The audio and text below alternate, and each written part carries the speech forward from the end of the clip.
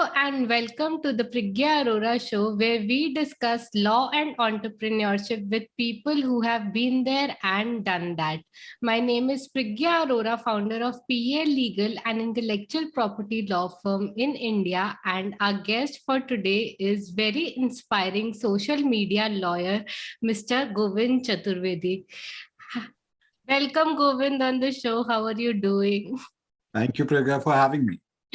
Thank you, Govind. Just to let everybody know, Govind is a dear friend. So I know this conversation is going to be fun, and he works in a very interesting area. And let's start with our warm-up question. Yes. So, Govind, what is one thing in life you can't live without?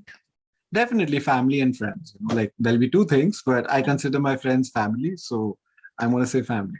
Wow. So definitely, no one can have a pure life. No one without the support of family or the love of them. We need it in our lives to get through. So yeah, I think it's just that's one thing that you can never do without. I hope I am one of them. Oh, yeah, you're very different. Of course you are. Yeah, so that's something I really believe. And I also believe that work is very important to keep us, so but family takes the cake every time. So Yes, nothing beyond that. Yes, I know. So, Govind, the topic for today is social media laws, and we'll be discussing a lot about social media and laws around it. So, since the past few decades, we have seen things changing, a new Yeah. kind of era coming where people are social media heavy. Everybody is generating their personal brands. So, what do you think about law and privacy? How have they shaped up? See, social media has been there for quite some time. I remember when I was in, I think, 9th, 10th, like this was like 2004, they had High Five. Yes. Prior to that, they had MySpace. I was never on MySpace. Then they had Awkward. Yeah. Awkward closed down. And then we had Facebook. Yeah. And, we also thought that Facebook might go the other way, that all social media networks go eventually, right? But no, Facebook has been able to sustain itself. It has a great business model. It has been there for quite some time. They've been coming up with new ideas every time. The latest being Meta, which we are very aware of right now, which is also the very hot topic of discussion nowadays in IP. So yes, I think over here with law and privacy does come into the picture because on these networks, one of the main reason people signed on to Facebook was because at that time you couldn't see someone's profile until and unless you were friends with them. Yes. If you remember, yeah. And that is the major reason people went to Facebook, because they wanted their privacy. However, for these privacy networks to work, any social media network to work, they have to tailor it to your experience. Even our phones today, they are tailored to our experience, because we would like to see the things we would like to see. If someone wants to see, maybe wisdom quotes all day, they'll see that. If someone wants to see technology news, they'll see that. Us as lawyers, everything keeps popping up. And, ever since I moved to Canada, all my ads have changed now to Canadian services and what I'm dealing with. So it is very beneficial, but where does the privacy problem come in? Where do they cut off? That is a very important aspect. It's very vague right now. Yeah. Because even if you go on the policies of Meta, what they're doing is they're using the Facebook, your Facebook personality to use and go and make it into the Metaverse to, and they tailor it across platforms now, with the Facebook days, whether it is Instagram or Facebook or Meta. Now they're using it to tailor it to your idea. So, they need it. They need your information, but you today have been given the idea how much you can give to them. So you have the idea to go into settings, and now there are even new laws that have come for dark patterns. Yeah. Dark pattern, I will explain to you, is basically when it is very easy to sign on to something, but when you want to sign off, the procedure is very long. And this is something a lot of companies were doing to stop people from not, being able to unsubscribe or, not explicitly give consent. However, at this point in time, now it has dark patterns also being come in the eyes of the government, and they're looking into it. Canada has 10 principles of basically privacy, which is accountability, consent, limiting collection of data, limiting use, retention, and keeping of the data with them, accuracy, safeguards, openness, and individual access, and challenge of compliance. So, and also with all of these are basically very important principles of privacy, which if you look at Canada, they've had their Privacy Act in 1983, which is for governments. For private sectors, they've had it since 2001. And way back in 2010, they pulled up Facebook and they said, listen, a lot of things you're doing is not correct. So privacy has been a major issue with social media networks. The only problem is where the line is drawn. Yeah. I don't know where the line can be drawn. And let's just say if we're just disseminating the data among people. Like even Facebook today says this, that we will give your data to third parties. We will give it to other people. We will give it so other ads can be seen. But all of that data, they state, if you go into your privacy settings, state your name should not be given. Right? That particular thing is something which is not everyone knows. Correct. So I always suggest to people that if you want to regulate your data, it's in our hands currently. There is no law. Because the law will take years to develop at this point. And we are very lucky with the GDPR coming into place. But then again, a lot of countries are not that advanced in their privacy data laws. So eventually I tell people and I tell all my clients that, listen, it is up to you. You have to regulate your data. You don't have to go social media off. Like you don't have to cut off from social media, but you can tell them what you want to decide.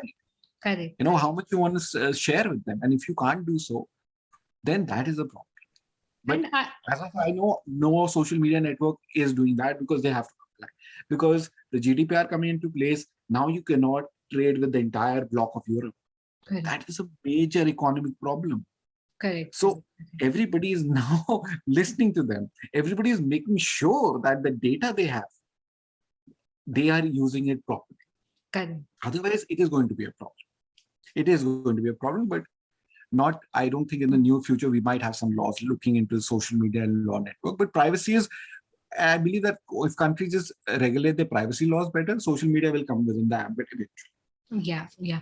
So I think, all these platforms, they give us a variety of options to monitor our data, regulate our data, what we need to disperse, what is need to be kept personal. But thing is, hardly people know about it.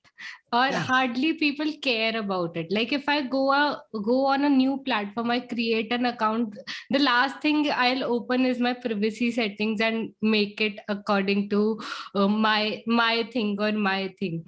My option. No one has a time. No one has I think no one even wants to think about it because we are in too hurry. For example, I want to create something. For that I need a software.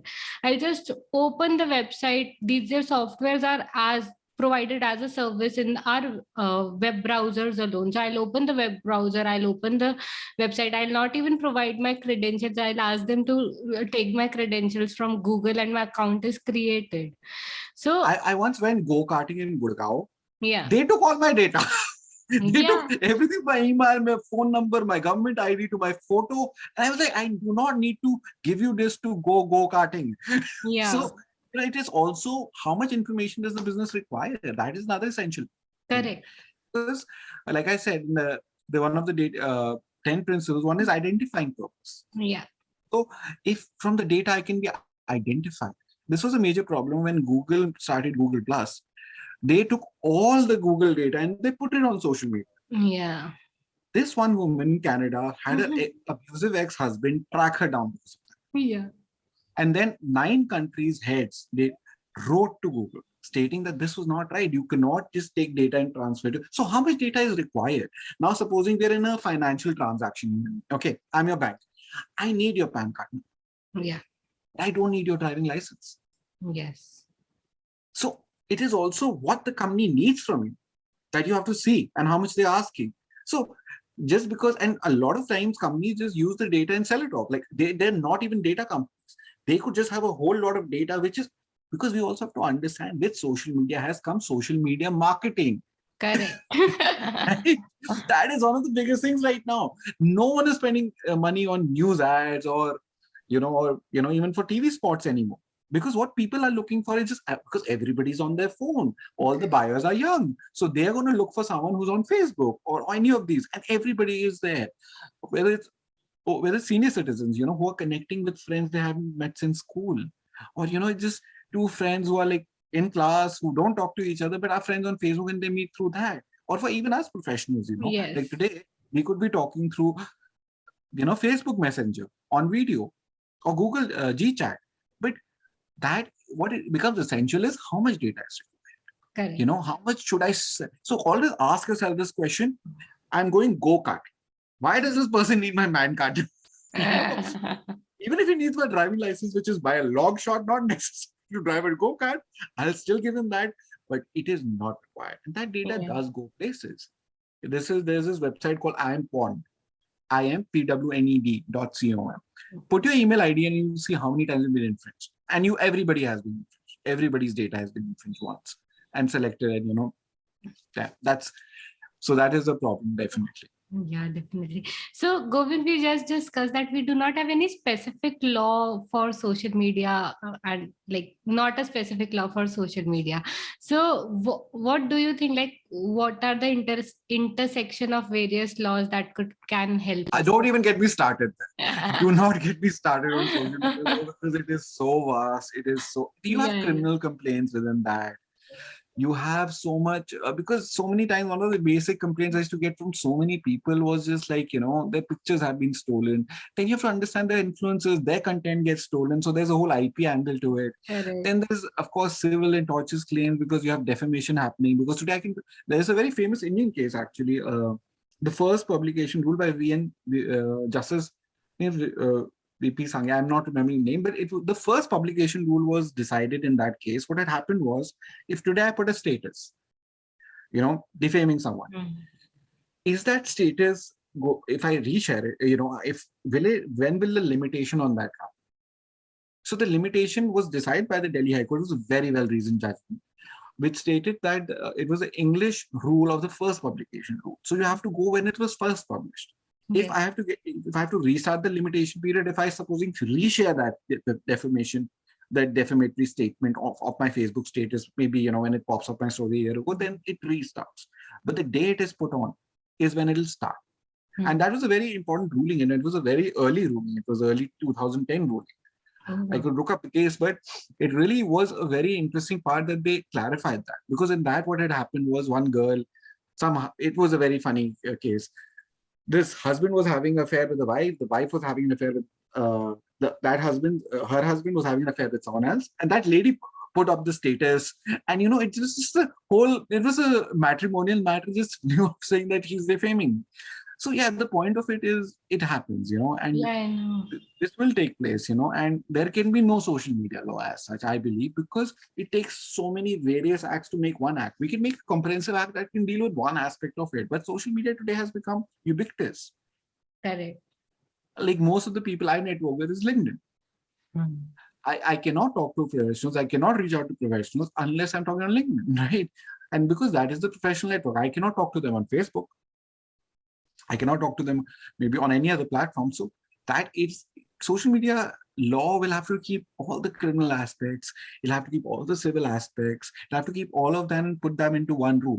Maybe there can be a code for regulation of social media entities, but that will not cure your problem of the users and how they deal with it. All the users will have to be dealt with the various provisions of IPC or civil procedure code, or, everything it goes as it goes by.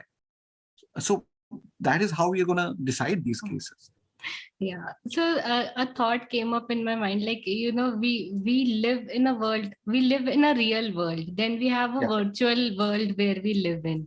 So we have a code of conduct for real world, like how we should live, which is all the laws by which we abide to, knowingly or unknowingly. Similarly, I think these laws, they need to be transported to the digital world also, because all of us have our digital identities. We have our digital wallets, we have our digital money, we have our digital identity, digital avatars, digital avatars, digital presence, everything. So I think everything is required in the digital world. No, in fact, influences entire life, entire reputation, entire economic mainstay is their reputation on social media. Correct. So by going by that logic, if we are going to face these people, or social media has taken over everything that way. Influencers are one of the best examples.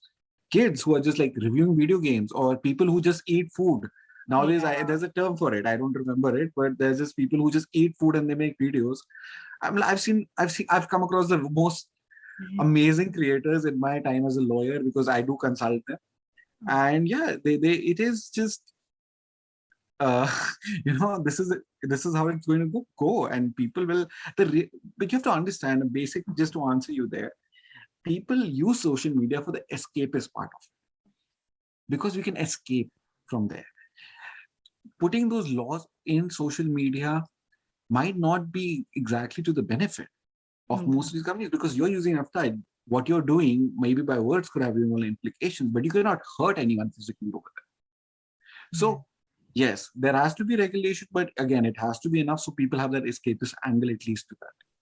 Correct. So, Govind, I was reading about Metaverse, and a person was sharing, like, we have this women related issues in a normal world. Similarly, it's happening in Metaverse also, because people Yes, have their avatars, good touch, bad touch things. So people are able to feel that in Metaverse as well. yes. So do That's, you think technologies such as Metaverse are will bring a huge change, maybe not now, maybe 5 years down the line or 10 years down the line, but with the development of these technologies, some major changes would come up in law? well, see, that is something that is always has been an issue from, this is times memorial, right? Yeah. Whether at that time it was a problem in the physical world, then as soon as it got on the internet, there are always going to be these people, right, Correct. that are going to create this toxic culture, and where people will be in a major problem, and people will be targeted. Cyberbullying was one of the basic Yes, ideas, yes, right? So all of these things, you have to understand, there has to be a recourse to them. That you cannot stop them completely, you can ban them, right? correct. But then these people have various ways of coming up, because that's what technology does. So this basically comes to the fundamental question: where does the twain meet? Where do law Correct. and technology meet? How fast is technology going? Is law being able to keep up? No, it is not being able to keep up, Yes. because we are still going in the old provisions. Mumbai has its first social media protection force. Mumbai got it, I think, a few years ago, when Yes, a yes, yes. photographer stated that her fake profile had been made, and they were using these profiles to get people followers. Now it's a crime. Yeah. Now it is actually a crime to buy followers in India, and in fact, the I think it was the federal government, FTC, has taken out its own guidelines. Because what happens is, if you buy followers, it has economic aspect to it. If I say I have 1 million followers, I go there and I talk to people and I say, listen, I'm going to market your product. But if those 1 million people are bots, the company is not going to have anything. You have there's some website called Social Razor, where you can put in the link of someone and see suddenly if there was a hike in people. So supposing in one day I get 1 million followers, that's not possible. Okay, it takes years and years, and sometimes some people do it when they're overnight sensations, but it's very hard. It's very hard to get that spike. So with these things, the recourse should be there. The social media intermediaries should make sure that they are trace these people down, and they are actually punished for what they do, and their accounts are banned. So in fact, most social media intermediaries are very, I would say, against these things, because no one supports it. No one wants this to happen in their business. So this is something that they go look out, make sure this happens. They have now nodal officers, all of these things. Even with the new Privacy Act, they've now asked for these nodal officers to be appointed, who go out and look at things, and they're going to make sure that this doesn't happen. But this was even there in the telecommunication sector, because you had a nodal officer. If someone was making these calls to someone, you could trace these people. So the recourse for this is going to stay very old school. And these things will happen. If not Metaverse, if not Facebook, somewhere else. Yeah. The recourse should be there, and the law enforcement should keep up with the technology, and they do. They do very well. Correct. I think all the private players, they are making this show. They're trying to make sure that these things do not happen, and they have laws. Bad for business. It's simple. It's bad for business. Bad for who business wants as this? well. Who wants this toxic culture of people, doing? I wouldn't want it. I wouldn't want to be on a platform like this. No one would want these things at all. In fact, someone's being bothersome on a Zoom call, people tend to eject them. So, I've been there. And yeah, coming out the metaverse, I've heard too much about it. All people talk about is the metaverse, yeah. But that's a different story. Yeah, maybe we'll discuss all the takedown notices, metaverse, and things like that in another podcast. No, but you understand, metaverse is just a the idea of all of this that's happening in the metaverse is actually very old. It all started Correct. with Second Life. Second Life in 2003 was the first, not the first, but one of its kind. And that's when the first time Eros LLC filed a suit against them and stating that certain products were being sold. So if you look at it in under section 2, goods is defined as anything that can be traded, sold, or bought in India and in trademark act. So by that logic, any digital good is on platform which is being sold for money is there. There was another case. BMW filed a case against Turbo Squid 2016, if I'm correct. And what they did was they stated that these people make 3D models like of on the virtual space. So what they were doing, they were using BMW models and they were selling them. And BMW Yeah. was like, you have taken a license, you can't do that. So these cases have been. This is very old. Has been happening time. In fact, one of the earliest cases I can remember, it was a video game case, Yeah. 1989 Rogers test. For the first time, it was held that a video game company can use trademarks if they're not using it to market the product or using it as a consumer targeted product, but as a part of free speech. So that's when the First Amendment held it. Thereafter, there was the Humvee case.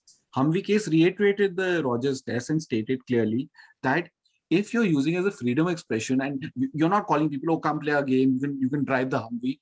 Yes, you're totally clear. And again, Rockstar Games, they used, I think, a real life strip club's name, Pig Pen, and they call it Big Hen, something like that on their games. They were also filed a suit. That was also thrown out. So video games are protected by that. Is metaverse? If in the metaverse you're using these products for sale, for buying, for bartering, any way which is related to trade, you are going to get in trouble in the metaverse. No doubt about it. Definitely. But if you're using it just as a freedom expression thing, I know. And all companies have now filed their trademark in the metaverse. They've Yeah, clearly yeah, stated yeah. that in the regular classes, all because companies have known this for years together now. And since metaverse started, they knew that they now have to take care and file their trademarks and protect them in the metaverse. So all companies have done that. And I think they'll also start selling their products on it. I think that's the idea of the Correct, correct. I think that is the idea because we have our avatars, and I think everything, especially this with this AR VR technology, we can try out things. We can feel the car, how the car would look like from all Yeah, exactly. 360-degree around. Not like wearing an Oculus and feeling the object is something different, which Exactly. not happen You could often. sell them at a much lesser price. Correct, A real world car where it would cost you like $100,000, you could, or you could just make it for like 100, and the correct. person can drive it. The person Oh, can I would completely love drive it. to drive and Yeah, a you would. Like, Lamborghini in yeah. Metaverse. So yeah, that's definitely going to be fun. Yeah.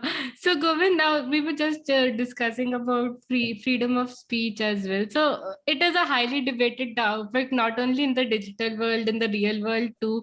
So can you share something about your thought process on very thin line where it can act as probably criticism, or where we have exceptions of copyright under section fair dealing, like okay, we are giving So criticism, and then it goes to defamation, then it goes to freedom of speech, and it's all intersection.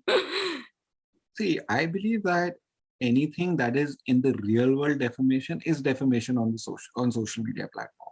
Yeah, So only the thing that has changed is that the mode has changed, right? correct. So if someone has a problem with someone, so all the exceptions which are for defamation, that it is the truth, the person has done a good intention, all of those will apply even on social media platforms. The same test will apply. And if the person passes the test, then in that scenario, he's free to go, Okay. right? But yes, you do have a lot of actors, I would just state, when I mean actors, I mean like users who do take offense to a lot of things. Correct. So they can complain to, let's just say, Facebook, right? Facebook has its complaint policy, right?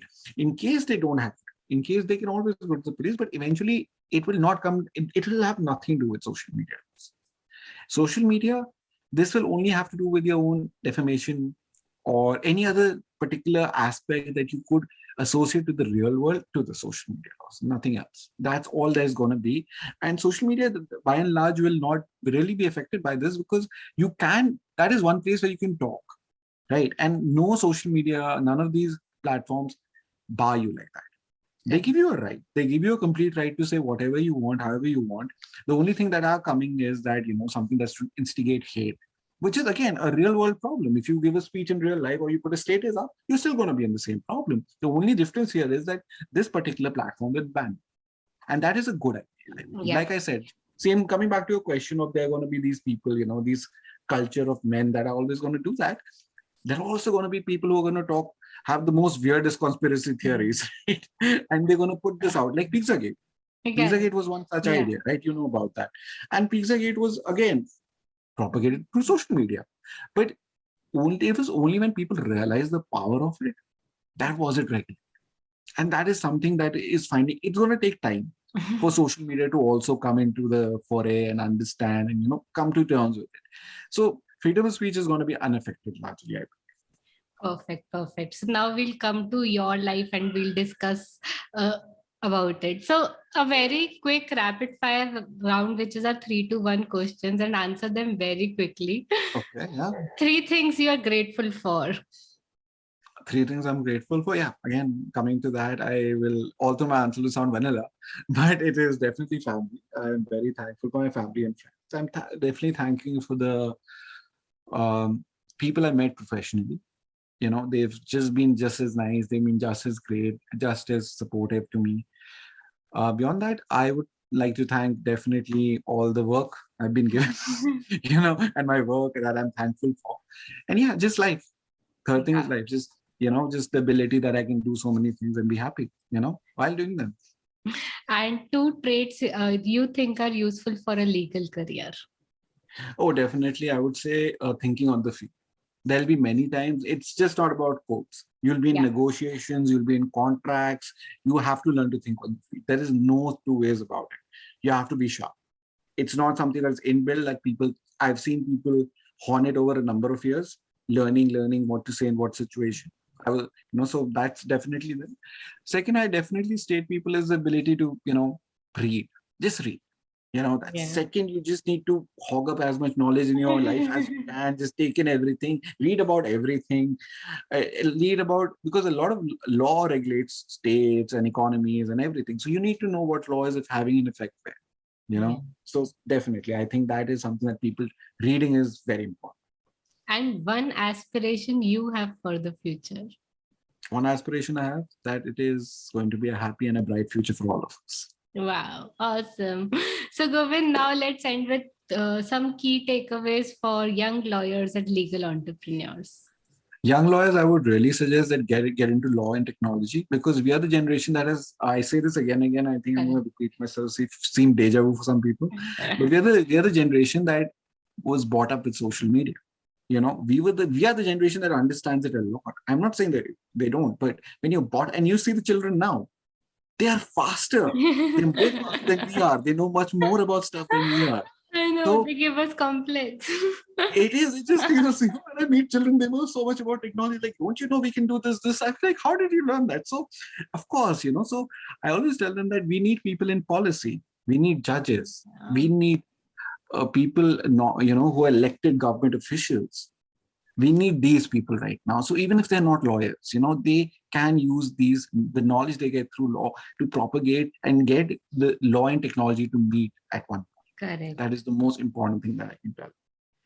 Awesome. Well, I think you beautifully said it, because intersection of law and technology is so important. And sometimes, our traditional laws, traditional ways of working, traditional courtrooms, they kind of miss it. And we don't... it's very unfortunate that we don't have people in this industry who understand this intersection to a great extent. I think law has really caught on in the last couple of years. Law has really made, because if you look at even judgment from Delhi High Court or in India, so many judgments are so far ahead of their times. Correct. Only when you sit down and research these aspects, AI, dark pattern, first publication rule was all the way back in 2000, I think early 2010. Correct. It was a very old judgment when I was still in law school. So these things might have taken over life, but law is catching up quick. Yeah. And and I'm pretty sure the median point will come soon. That we are totally in line with that. So yeah. Yeah, definitely. I also pray that it comes soon, because it is. Yes, it is the need of the hour. It is the need of the hour. Yeah, definitely. So thank you so much, Govind, for being on the show and giving your time to us. I am sure the audience is going to love it. It was my pleasure. And thank you for having me. And thank you for everyone who watched. It is a very interesting topic. And yes, I hope people take more interest in it. Thank you. Hey there, thank you for attending today's session. If you enjoyed today's session, do follow our channel and consider sharing it with a friend. My name is Priggya Arora, daughter of inspiring parents, alumna of IIT Kharagpur, engineer turned lawyer and entrepreneur, and now founder of PA Legal, where we help creators and innovators protect their intellectual property. Thank you.